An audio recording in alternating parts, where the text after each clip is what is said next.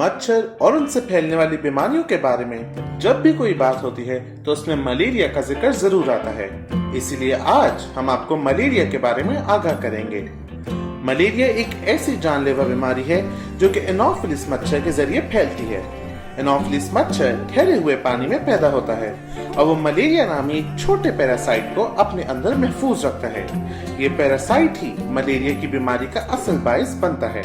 Anopheles मच्छर अमूमन जनूबी एशिया और अफ्रीकी ममालिक में पाया जाता है, जहां गर्मी और ज्यादा बारिश इस मच्छर के पैदा होने के लिए बेहतरीन माहौल फराहम करती है। पाकिस्तान में हर साल 30 से 40 लाख लोग मलेरिया के मर्ज में मुब्तला होते हैं, जिनमें से ज्यादातर केस मानसून के मौसम में सामने आते हैं। इनमें से तकरीबन 10 लाख लोग मलेरिया के मर्ज की वजह से अपनी जान गंवा देते हैं। मलेरिया के इलाज के लिए मखसूस दवाएं तो मौजूद हैं, लेकिन इन दवाओं की जरूरत से ज्यादा इस्तेमाल के बायस उनके असर में कमी आ गई है। इसलिए मलेरिया से बचाव बहुत जरूरी है।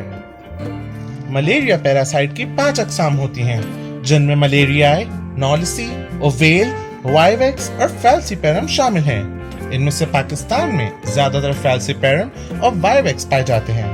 जब एक एनोफिलिस मच्छर एक बीमार शख्स को काटता है तो उस इंसान के खून के साथ मलेरिया का जरासीम भी ले लेता है, और फिर जब वही मच्छर किसी सेहतमंद इंसान को काटता है तो वो उस जरासीम को उस सेहतमंद इंसान के खून में शामिल कर देता है।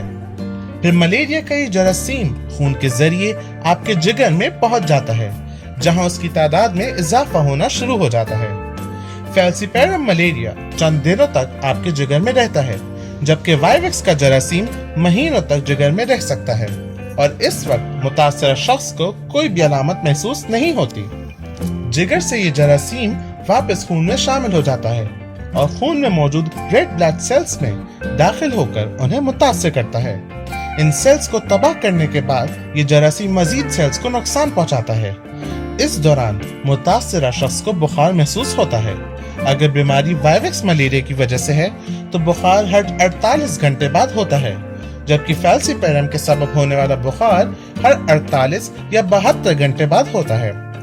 रेड ब्लड सेल्स के तबाह होने के बायस जिस्म में खून की कमी हो जाती है, जिसकी वजह से आपको थकन और सर में दर्द भी महसूस हो सकता है। इसके अलावा खून की कमी जल्द में पीलाहट भी पैदा कर सकती है, जिसे अमूमन पीलिया कहा जाता है।